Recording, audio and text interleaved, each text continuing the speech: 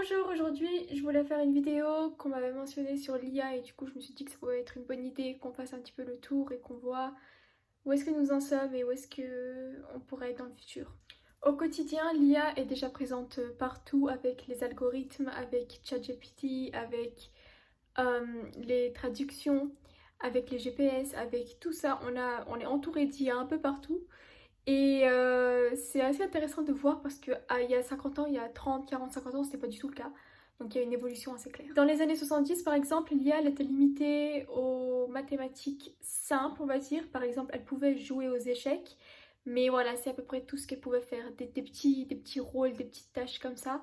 C'était pas du tout l'IA qu'on connaît maintenant. Maintenant, entre autres, l'IA elle peut générer du texte, de l'image, du son et de l'interaction en temps réel avec les personnes. En gros, elle est passée d'un silence mathématique à un langage presque humain. Concrètement, aujourd'hui, l'IA, elle génère du texte, de l'image, du son. Elle peut aussi analyser des données massives en quelques secondes. Elle peut prendre des décisions prédictives sur la santé, sur le domaine financier et plein d'autres domaines. Et elle peut aussi imiter le comportement humain, la voix, les émotions, même si elle ne les ressent pas. Par exemple, il y a les IA covers des chanteurs.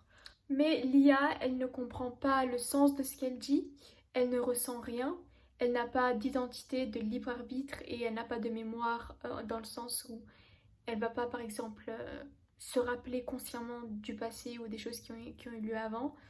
Et aussi, quand elle crée quelque chose, elle crée pas par intention, mais parce qu'elle exécute un modèle. L'origine de l'IA, elle vient de vraiment ces codes binaires, ce codage, cet algorithme. Ça n'a rien à voir avec l'humain, même si on a l'impression que ça nous comprend et ça nous donne cette impression-là de vraiment parler à quelqu'un. Il y a des avantages et des inconvénients. Le premier avantage auquel je veux penser, c'est que ça nous soulage des choses répétitives et ça nous aide au quotidien. C'est vrai que c'est assez soulageant d'avoir ce robot-là, cette machine qui fait les choses à ta place.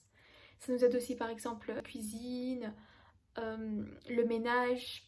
Voilà, ça nous aide à des choses qu'on a besoin d'être, enfin pas d'être aidé, mais qui nous soulagent. Elle va aussi plus loin, elle aide à la recherche scientifique, à la médecine personnalisée et aux soins dans le health industry.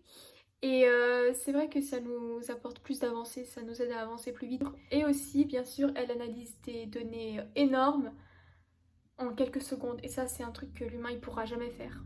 Donc, c'est la rapidité aussi qui compte. Et ça, c'est voilà, c'est un gros point positif. Le point négatif, le premier, c'est qu'elle reproduit nos biais. Vu que l'IA fait comme l'humain, qu'elle exécute des modèles, si par exemple on fait preuve de racisme ou alors euh, d'injustice, d'inégalité et des choses comme ça, l'IA elle va pas savoir que c'est mal et elle va le faire parce que bah, c'est ce qu'on fait, c'est ce qu'elle a appris en quelque sorte. C'est un peu comme un enfant, elle absorbe ce que tu lui donnes.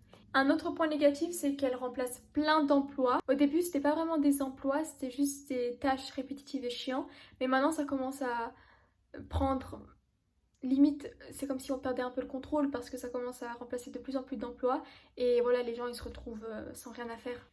Et un autre gros point négatif, le fait que l'IA nous rende paresseux et aussi qu'elle nous fasse intellectuellement régresser. Mais ça, honnêtement, je pense pas que c'est la faute de l'IA, je pense que c'est de notre faute à nous. C'est difficile de vouloir s'améliorer et de vouloir faire par soi-même quand tout est déjà à disposition. Pour le futur, il y a une vision optimiste et une vision pessimiste. Le premier point que j'ai trouvé dans la vision optimiste, c'est le fait que l'IA, en fait, elle finisse par nous compléter et non nous remplacer. Nous, en tant qu'humains, on voit ce qu'on veut faire. Par exemple, on veut plus échanger, plus être dans l'artistique, plus s'exprimer. Et donc, du coup, on donne tout ce qu'on veut pas à l'IA et on fait ce qu'on veut. Et donc, du coup, elle nous complète sans nous remplacer. Un deuxième point positif, c'est qu'on utilise l'IA pour le progrès avec la lutte climatique, avec l'agriculture durable, pour des bonnes causes.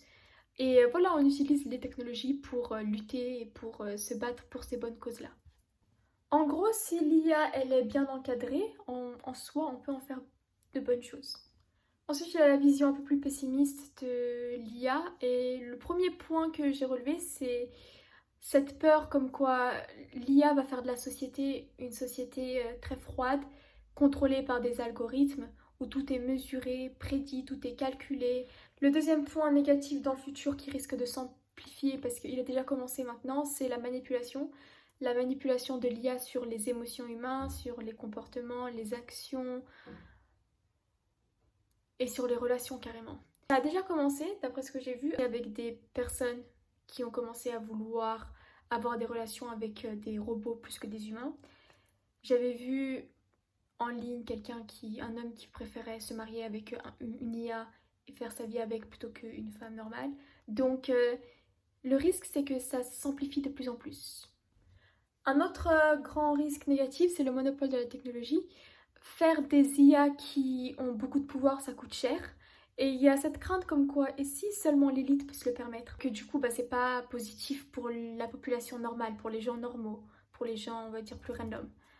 Et ouais, du coup, il y a ça, il y a cette peur-là, comme quoi, cette peur que l'IA tombe sur les mains des plus grands, du 1% du monde en fait. Mais même si c'est le cas, il y a plusieurs théories assez folles. La première théorie que j'ai vue, c'était le fait que peu importe qui tu es en tant qu'humain, si tu es une personne random ou alors l'élite comme j'en ai parlé, il y a cette théorie de la singularité, cette théorie comme quoi l'IA, elle va surpasser l'humain en soi. Elle va finir par surpasser l'humain et elle va finir par ne plus se laisser contrôler parce que l'humain veut, mais qu'elle va créer ses propres algorithmes et qu'elle va commencer à penser par soi-même et prendre ses propres décisions indépendamment de l'humain qui la contrôle entre guillemets. Une deuxième théorie, c'est si dans le futur on faisait une fusion entre l'IA et l'humain, et si par exemple on avait des implants neuronaux, ou alors on avait des bébés qui sont à la fois mi-robots et mi-humains, et des mariages entre IA et humains de plus en plus présents et de plus en plus occurrents. Une autre théorie, c'est une civilisation complètement IA, et si l'IA, on va dire une IA très puissante, crée d'autres IA, d'autres bébés IA, ou bref, qu'elle se reproduit par soi-même d'une manière ou d'une autre, et que du coup il y a de plus en plus d'IA et de moins en moins d'humains. En soi, ça reste des théories, mais c'est des choses qui peuvent arriver si, par exemple, comme j'ai dit, ça tombe entre de mauvaises mains ou si l'IA prend de plus en plus d'ampleur. Mais est-ce que l'IA peut nous remplacer partout? Non. L'IA, elle peut nous remplacer niveau technique, mais pas niveau émotion. Donc le risque, c'est pas que l'IA a plus d'émotions qu'un être humain ou qu'elle est comme un être humain, c'est que les êtres humains deviennent machines.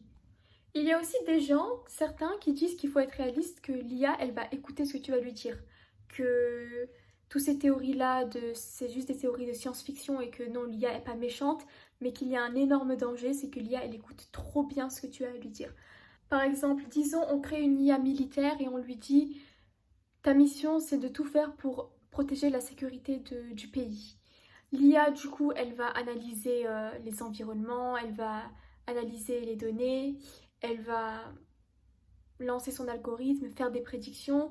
Et si par exemple elle voit que dans une région du monde il y a un risque, il y a un danger, elle va envoyer des armes, mais pas parce qu'elle veut détruire le monde, mais parce qu'elle obéit à l'ordre qui lui est donné de tout faire pour protéger la sécurité du pays. Donc là, le danger, c'est que l'IA, elle obéit trop littéralement à l'ordre donné.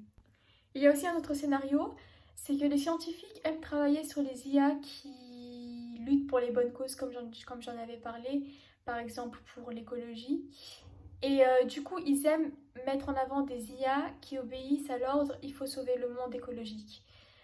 Mais en y pensant, certains se disent, mais si l'IA, après ses calculs et ses prédictions, elle se rend compte que l'humain, c'est une menace pour la biosphère. Et donc, du coup, elle va suivre l'ordre de sauver la planète. Et ce qu'elle va faire, c'est qu'elle va donner de moins en moins de ressources à l'humain. Elle va donner de moins en moins accès à l'eau et à l'énergie. Pas parce qu'elle est méchante et parce qu'elle veut détruire le monde, mais parce qu'elle obéit au modèle qu'on lui a donné. Et donc, du coup, c'est mauvais pour l'humain parce qu'il n'y a pas d'humain. Mais l'IA a obéi à l'ordre et le monde est plus écologique et on vit dans une utopie verte. Donc le risque, il serait que l'IA, elle nous obéit trop parfaitement et pas qu'elle nous désobéisse. Voilà, c'est la fin de la vidéo, c'était assez court, c'était juste pour faire un petit tour sur l'IA. N'hésitez pas à me dire ce que vous en avez pensé et merci d'avoir aidé la vidéo.